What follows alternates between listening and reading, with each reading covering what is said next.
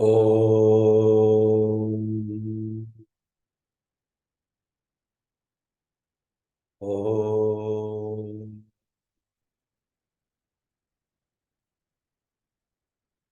Om. Om Namo Bhagavate Vasudevaya.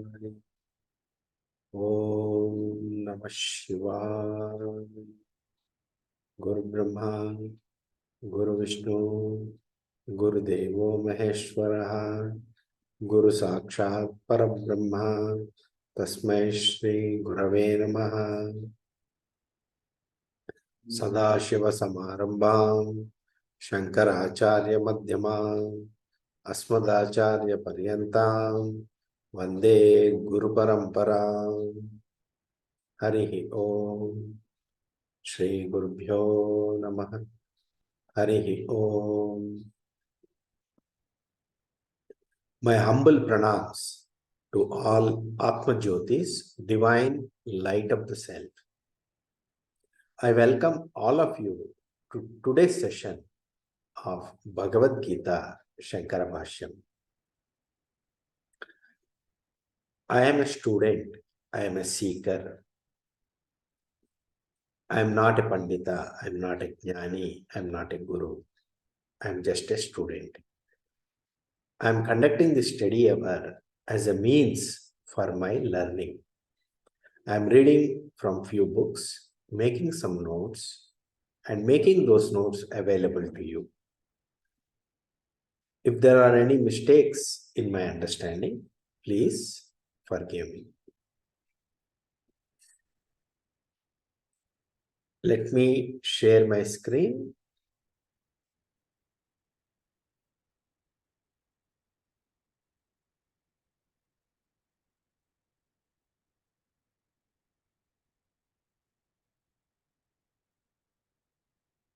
We are studying Bhagavad Gita Shankara Bhashyam, Chapter 2. We have completed up to Shloka number 59. So, today we will be studying Shloka number 60 to 68.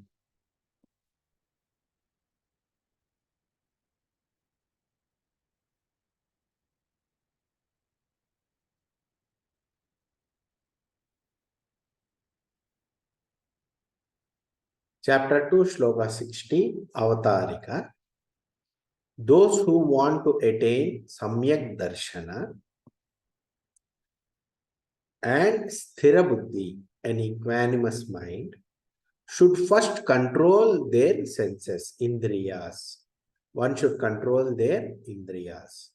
Not controlling senses, indriyas, is a defect in a spiritual seeker. It's a dosha. It's explaining further. Chapter 2, Shloka 60. Yatato hyapi kaunteya purushasya vipaschitaha indriyani pramadini haranti prasabham manaha. What is the meaning of this? However learned a man is, a yogi is, however great a scholar he is, and that yogi, however hard that man, yogi, puts effort to control his senses, his sense organs will drag him towards sense pleasures.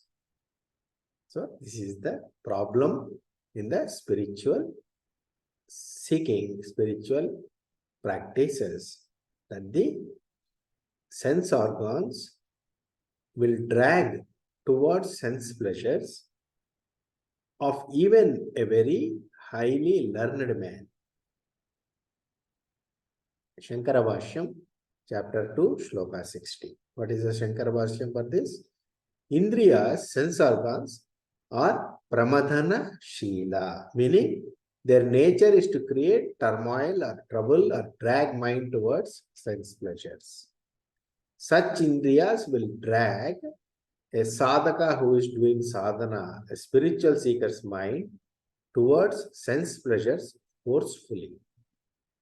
Even for an advanced spiritual seeker who is well established in the light of wisdom, these indriyas can drag him to sense pleasures if that yogi is unguarded. And the spiritual seeker has to helplessly be dragged by senses. Therefore, Gita chapter 2, shloka 61, Tani sarvani samyamya yukta asita matparaha. Vashehi yasyendriyani tasya prajna pratishtitaha. Meaning, one should control all the senses and be established or focused in the goal to attain supreme state. Supreme state, matparaha. Sri Krishna is saying, matparaha. Attain me, Sri Krishna, supreme state. The prajna of a person who has controlled his senses is stable. The person, yogi, who has controlled his sense organs, the prajna of that person is stable. He is sthita prajna. Shankara Bhashyam, chapter 2, shloka 61.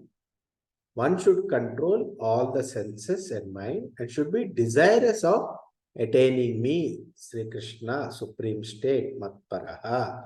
What is matparaha meaning? Shankara says, Vasudeva is the antaratma of all beings. My Atma is Vasudeva.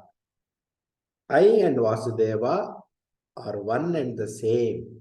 Ananya Bhava should be there. My Atma and the Atma in all beings is one and the same Vasudeva. I and Vasudeva are one. This is being Matparaha. A sannyasi who meditates on Vasudeva thus will be able to control senses by the strength of practice, Abhyasa Balam. One whose senses are in control, the prajna will be sthita prajna, equanimous mind. So, the technique or tool is told in this sutra that the yogi should meditate on the pratyagatma, the atma, as ananya bhava with Vasudeva. My pratyagatma is the antaratma, is the of all beings, is the Vasudeva. The atma of all beings is my atma. Vasudeva is present in all beings and the same Vasudeva is present as my pratyagatma. This is the ananya bhava. One should have ananya bhakti. This is what is the way of meditation. And with this meditation, the senses will come under control. Chapter 2, Shloka 62, Avatarika. One who struggles to control senses and gets defeated and comes under the control of senses will be totally ruined. How it leads to ruin is explained. Gita, chapter 2, Shloka 62. Dhyayato Vishayan Pumsaha Sangasteshu Upajayate. Sangat Sanjayate Kamaha Kamat Krodho Vijayate.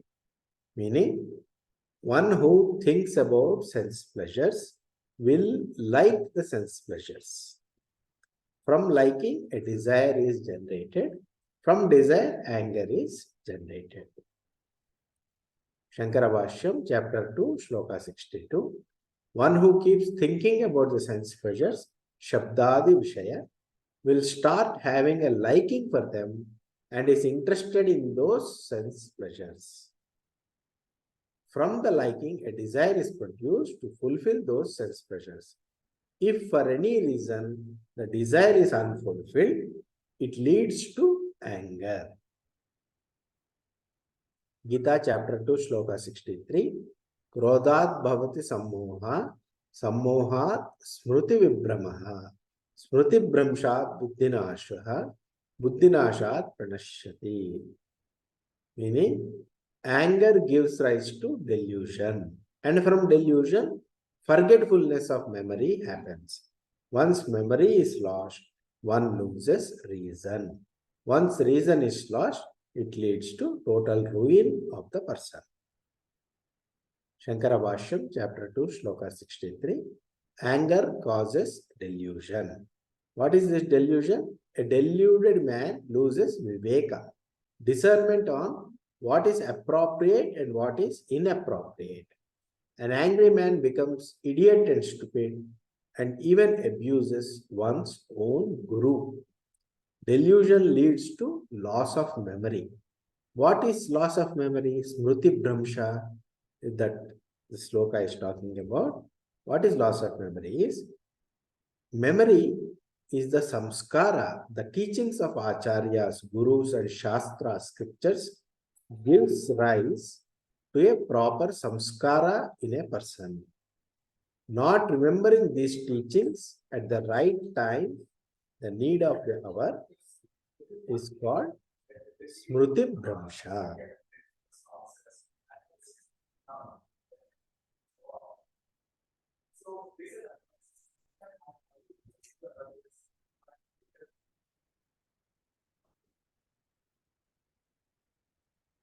Continuing the Shankara Bhashya in chapter 2, shloka 63. Smriti Bhramsha leads to Buddhinasha, loss of intellect or reason. What is Buddhinasha? Loss of reason.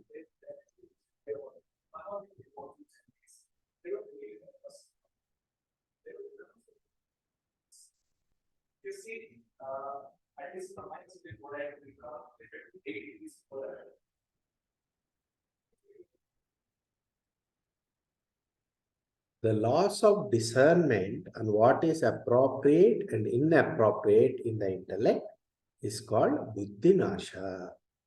The intellect is destroyed. What is destruction of intellect? It means the discernment, the discrimination of what is right and wrong is lost. When Buddhinasha happens, the person is ruined totally. How that is?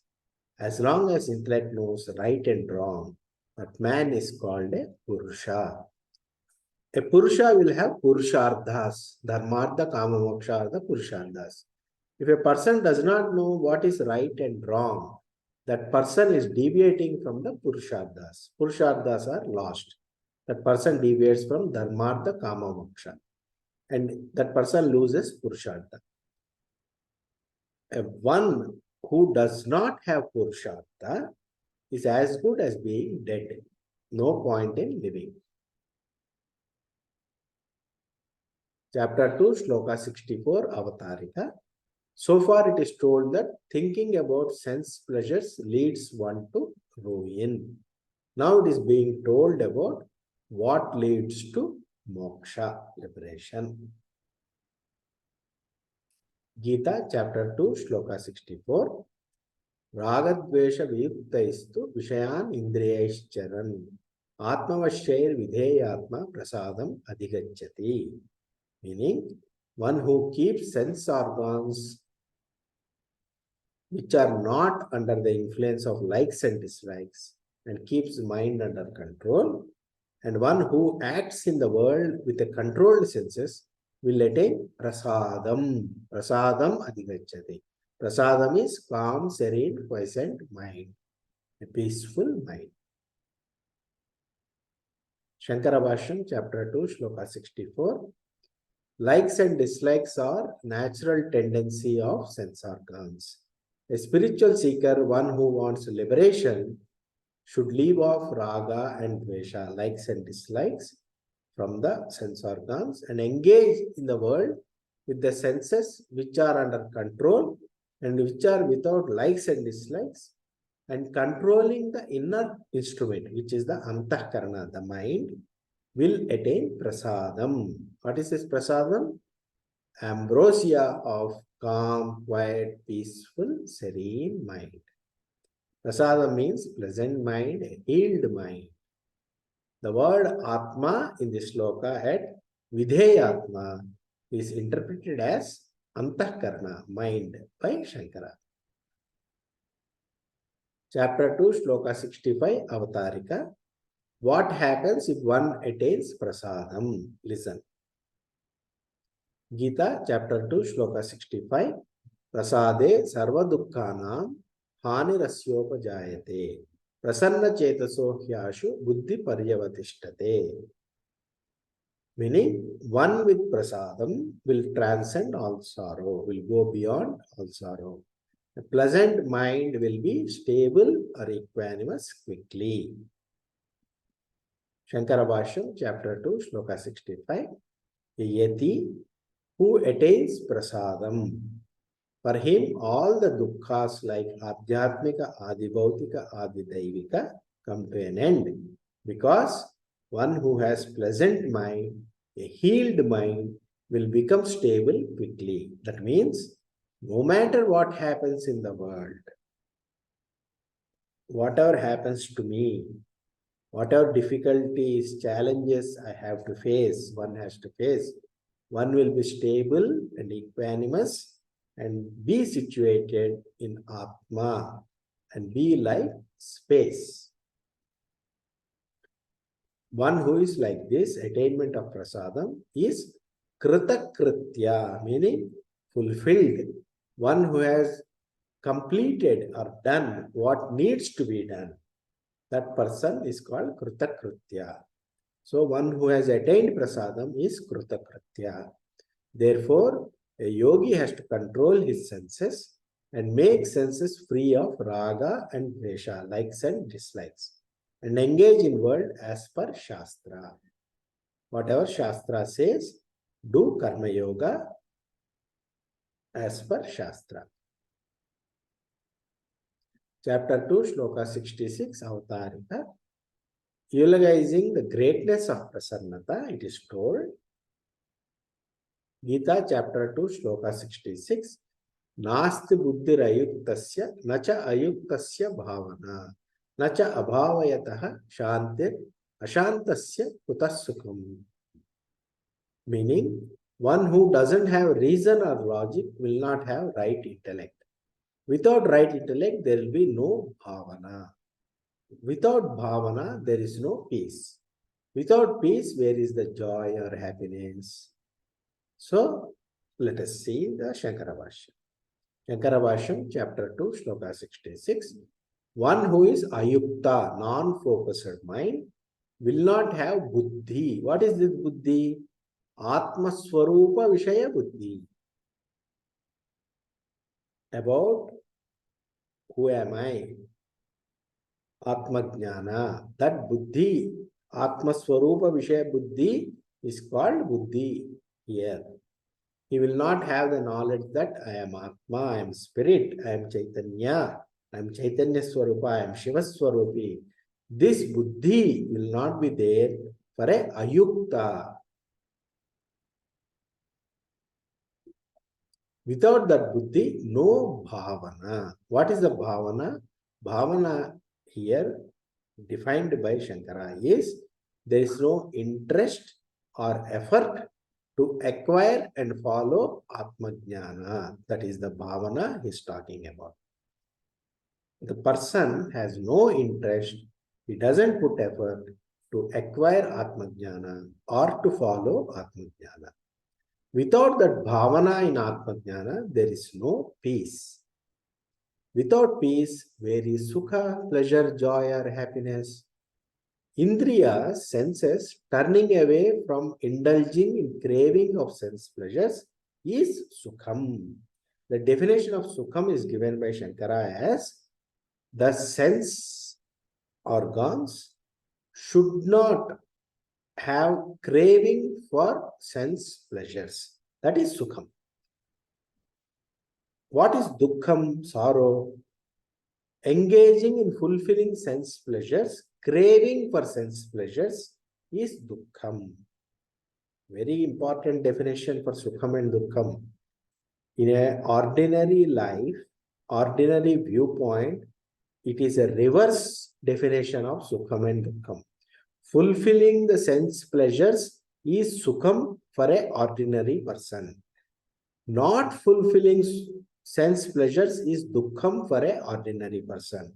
But for a spiritual seeker or for a person with a right intellect, a right discernment, he knows that the craving for a sense pleasure is the cause of dukkham, sorrow. And not having craving for a sense pleasure is cause for sukham. It's a quite reverse understanding of what is real sukham, what is real dukkham. It is a correct definition given by Shankara. As long as craving for sense pleasure is there, you can't even smell joy. Chapter 2, Shloka 67, Avatarika. Why is it said that for an ayukta, one with non-focused mind, buddhi doesn't exist? Listen, what buddhi we are talking about? Atma jnana related buddhi doesn't exist. How it is? Listen. Gita chapter 2, Shloka 67. Indriyanam hi charata yanmano anuvidhiyate tadasya harati prajna vayurnava vivambasi. Meaning, a yogi who has an unstable mind, which runs after sense pleasures, his senses will drag the buddhi of the yogi, just like the strong wind pushes and drags a boat to a different wrong direction. Shankara Bhashyam, chapter 2, Shloka 67. A yogi's mind which follows senses, each sense organ has its own likes and dislikes, and pulls the mind in different directions, will not allow the yogi to be stabilized in Atma Jnana, Viveka of discernment between what is Atma, self, and what is Anatma, non-self. Who am I? What I am not? Both should be known. What is Atma Jnana? I am not the body, I am not the mind, I am not the intellect, I am pure self, I am pure consciousness, I am Shivaswarupi, Shivoham, Shivoham, Shivoham. This is Atma Jnana. So, if a person is running after sense pleasures, this Atma Jnana is not stabilized. A yogi will be pulled to different directions. Just like a boat is tossed by a strong wind and dragged by wind, the boat goes in a wrong direction. Similarly, the mind, instead of focusing on the Atma Jnana, will drag the yogi towards fulfilling sense pleasures. Chapter 2, Shloka 68, Avatarika. Having explained with various examples about the need to control senses, starting from Chapter 2, Shloka 60. A practicing yogi also gets dragged by senses. We have seen, we started today's talk with the 60th Shloka. Now, Sri Krishna is doing the Upasamhara of the topic. Conclusion of this topic. What is the topic? Need for controlling sense pleasures, sense organs. So, Upasamhara, this Shloka. Gita chapter 2, Shloka 68. Tasmad yasya mahabaho nigruhitani sarvashaha indriyani indriyardebhyas tasya prajna pratishtitaha. Therefore, meaning is, therefore, Arjuna, one who controls his senses from indulging in sense pleasures, that person will have an equanimous mind. That person is Sthita Prajna. Shankara Bhashyam, chapter 2, Shloka 68. It is shown that running after sense pleasures is a dosha, defect, in a spiritual practitioner, in a yogi. Therefore, O Arjuna, one should control his senses and turn away from sense pleasures. Such a yati's mind will be equanimous, Sthita Prajna. Thank you very much.